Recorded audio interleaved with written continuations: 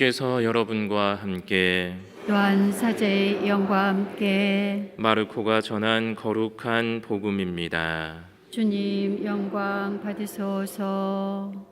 그때 예수님과 제자들이 갈릴리아를 가로질러 갔는데 예수님께서는 누구에게도 알려지는 것을 원하지 않으셨다. 그분께서 사람의 아들은 사람들의 손에 넘겨져 그들 손에 죽을 것이다. 그러나 그는 죽임을 당하였다가 사흘 만에 다시 살아날 것이다 하시면서 제자들을 가르치고 계셨기 때문이다. 그러나 제자들은 그 말씀을 알아듣지 못하였을 뿐만 아니라 그분께 묻는 것도 두려워하였다. 그들은 카파르나움에 이르렀다.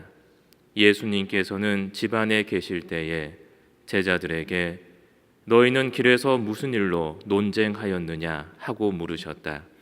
그러나 그들은 입을 열지 않았다. 누가 가장 큰 사람이냐 하는 문제로 길에서 논쟁하였기 때문이다. 예수님께서는 자리에 앉으셔서 12 제자를 불러 말씀하셨다. 누구든지 첫째가 되려면 모든 이의 꼴찌가 되고 모든 이의 종이 되어야 한다. 그러고 나서 어린이 하나를 데려다가 그들 가운데에 세우신 다음 그를 껴안으시며 그들에게 이르셨다. 누구든지 이런 어린이 하나를 내 이름으로 받아들이면 나를 받아들이는 것이다. 그리고 나를 받아들이는 사람은 나를 받아들이는 것이 아니라 나를 보내신 분을 받아들이는 것이다. 주님의 말씀입니다. 그리스도님 참여합니다. 복음서 강복드리겠습니다.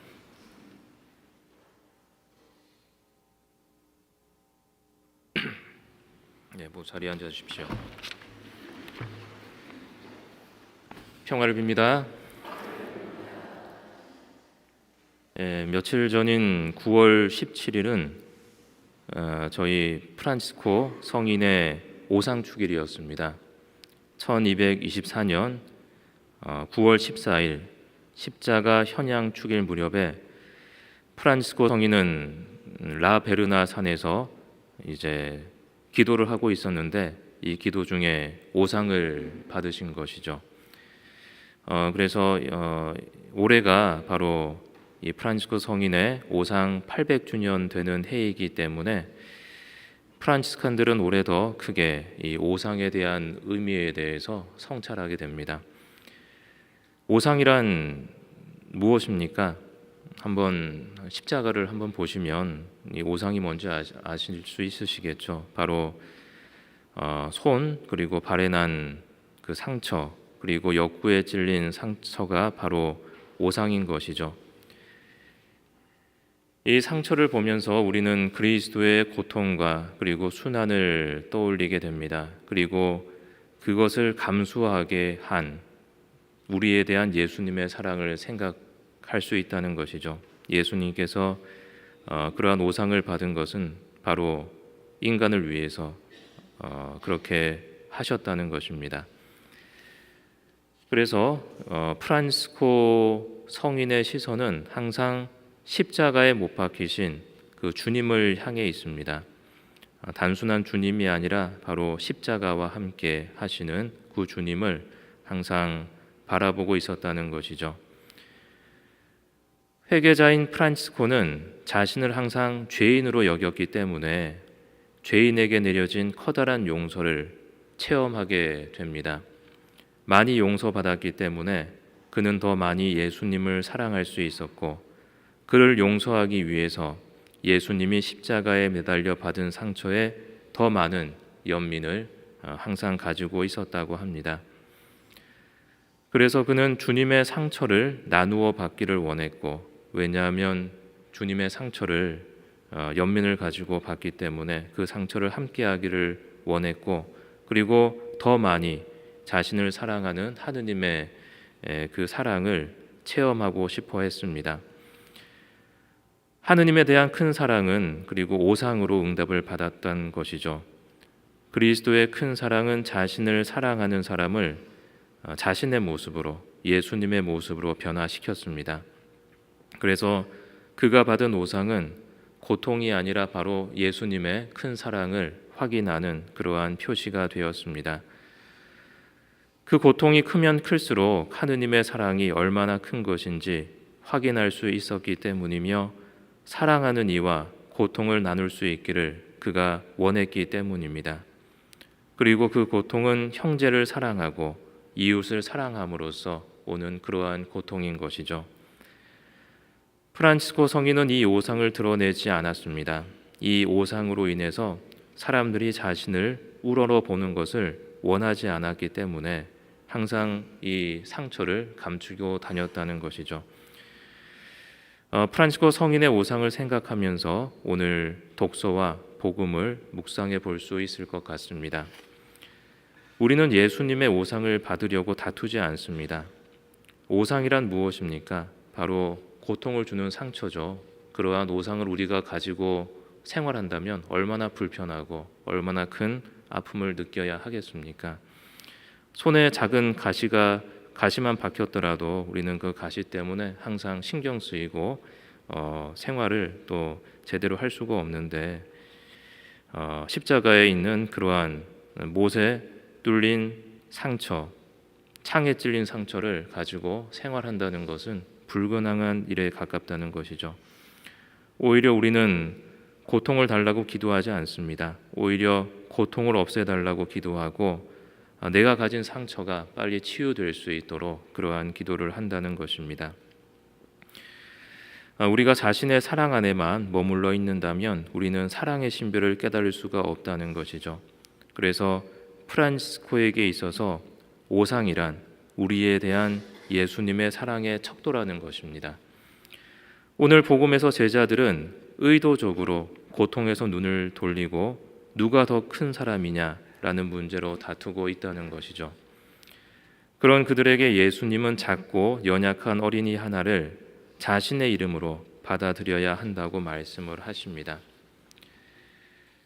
우리에게 두 개의 선택지가 있다고 한번 가정해 보겠습니다.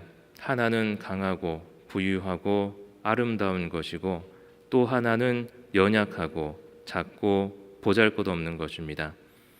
하나는 나에게 힘을 주는 것이고 하나는 나를 힘들게 하고 또 내가 가진 것을 나누어 주어야 하는 그러한 것입니다. 그 중에서 우리는 무엇을 택할 수가 있겠습니까? 이 세상만을 위한 선택이라면 우리는 당연히 전자를 선택할 것이죠. 하지만 우리는 그리스도인이고 이 세상만을 사는 사람이 아니고 이 세상의 것으로 다투는 사람이 아닙니다. 이 세상의 것을 얻기 위해서는 싸우고 다투어서 이길 힘이 필요하기 때문에 강한 것을 선택할 수밖에 없다는 것이죠. 프란치스코 성인도 마찬가지였습니다. 프란치스코도 강한 것을 얻기 위해서 길을 떠납니다. 그는 기사가 되고 싶어 했습니다. 하지만 그 과정은 고통스러운 것이었죠. 그는 그것을 얻기에 충분히 강하지 못했기 때문에 그는 기사가 되지 못했습니다. 어쩌면 그는 인생의 실패자인지도 모릅니다. 하지만 그는 자신이 섬겨야 할 대상이 무엇인지 깨닫고 그것을 얻기 위해 노력합니다. 그리고 자신이 그토록 경멸했던, 쳐다보기도 싫었던 나병 환자를 껴안고 입을 맞추게 됩니다. 그는 자신이 정말로 필요한 것을 청했고 또한 그것을 얻게 되었습니다.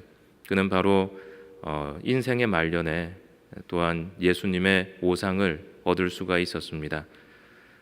우리는 하느님께 무엇을 청하고 있습니까? 우리는 이 세상에서 무엇을 얻기 위해서 서로 다투고 있습니까? 프란치스코는 다음과 같이 기도합니다. 주님, 나를 사랑하시는 그 사랑 때문에 황송하옵게도 당신이 죽으셨으니 당신을 사랑하는 그 사랑 때문에 나도 죽을 수 있도록 당신 사랑의 불과도 같고 꿀과도 같은 힘으로 내 마음을 하늘 아래 있는 모든 것에서 빼내어 차지하소서라고 기도합니다.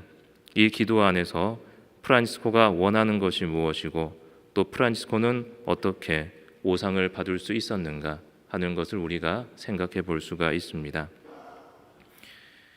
예수님의 십자가는 우리가 단순히 보고 감탄하는 대상이 아닙니다. 우리는 우리의 십자가를 지고 예수님을 따라야 하고 그 십자가의 끝에는 당연하게도 죽음이 있습니다. 사실 우리는 십자가를 지고 길을 걸어가는데 우리는 죽기 위해서 그 길을 걸어간다는 것이죠. 하지만 그 죽음이 바로 우리의 상처를 치유할 수 있는 힘이 됩니다. 죽음을 원하지 않고 우리가 원하는 것을 얻을 수는 없습니다.